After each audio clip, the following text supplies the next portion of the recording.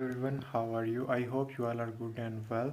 So in this video I'll tell you about how microphone work and how it convert mechanical wave into electrical signal. So keep watching this video and until end.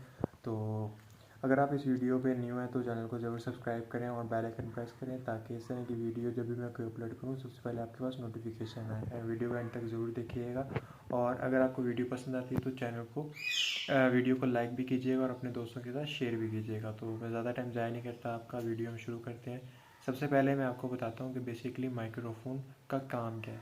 Microphone का काम basically simple ये है कि जो हम बोलते हैं उस आवाज़ को वो कन्वर्ट करके सिग्नल में कन्वर्ट करता है, जो कि इलेक्ट्रिकल सिग्नल होते हैं और वायर के ज़रिए मूव कर सकते हैं एक जगह से दूसरी जगह, और वायरलेस भी मूव कर सकते हैं अगर हम उन्हें ट्रांसमिट करते हैं एक जगह से दूसरी जगह वाया ब्लूटूथ, रेडियो सिग्नल या फिर वाईफाई सिग्नल के ज़रिए।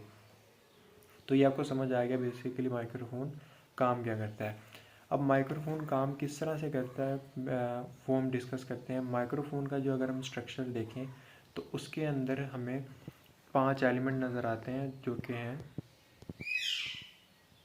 कोन, डायाफ्राम, कॉइल और मैग्नेट और वायर। तो सबसे पहले हम आ जाते हैं अपने कॉइल के ऊपर।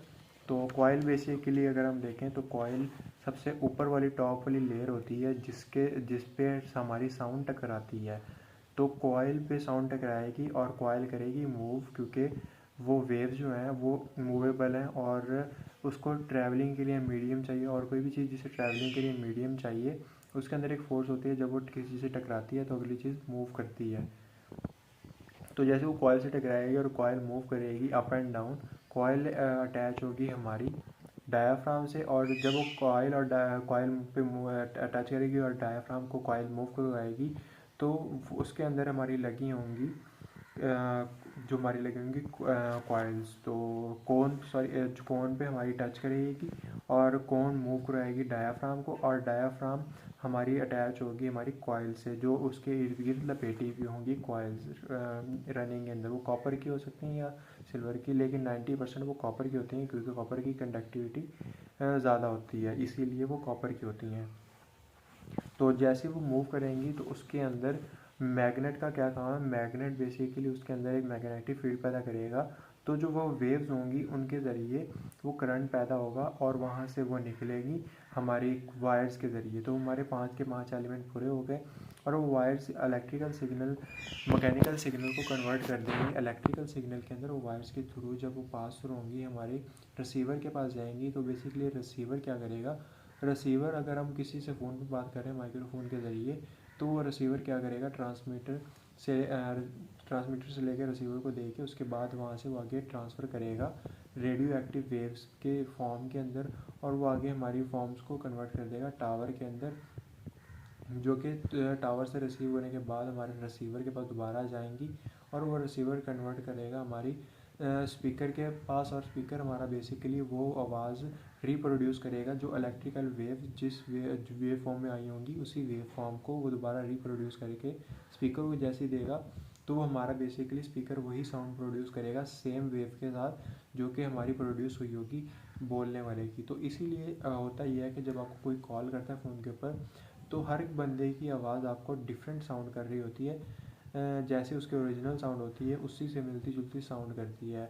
ऐसा नहीं होता कि मैं अगर आपको कॉल करूँगा तो मेरी भी सेम आवाज़ आएगी जो आवाज़ आपकी किसी दोस्त की आ रही होगी। दोनों की आवाज़ के अंदर डिफरेंस होगा और आपको वाज़िया पता चल जाएगा कि ये आवाज़ इस शख्स की है, और वो जब भी कॉल करेगा तो आपको वो सेम आवाज़ रहेगी क्योंकि उसकी जो वेव होंगी वो सेम की सेम होंगी, इसीलिए उनकी आवाज़ वहाँ पे जो हमारा स्पीकर होगा उसके अंदर आउटपुट सेम आ रही होगी।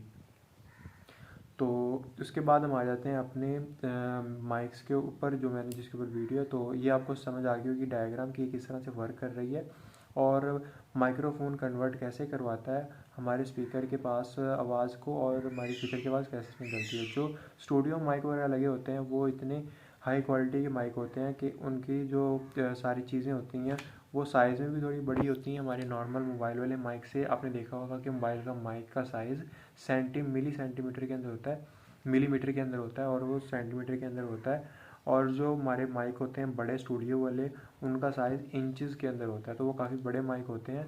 तो उनके जो डायग्राम और सारी चीज़ें होती हैं वो भी बड़ी होती हैं, ताकि जो उसका साउंड प्रोड्यूस हो उसकी क्वालिटी बहुत बेहतर हो। तो ये थी आज की वीडियो जिसमें मैंने माइक्रोफोन के बारे में बताया। उम्मीद करता हूँ आपको वीडियो पसंद आई होगी और कुछ ना कुछ इन्फॉर्मेशन लाजमी मिली होगी। अगर आपको वीडियो पसंद आई तो लाइक करें, चैनल पर नहीं सब्सक्राइब करें। मिलेंगे किसी नेक्स्ट वीडियो में, तब तक के लिए अपना ख्याल रखिएगा। अल्लाह हाफिज़।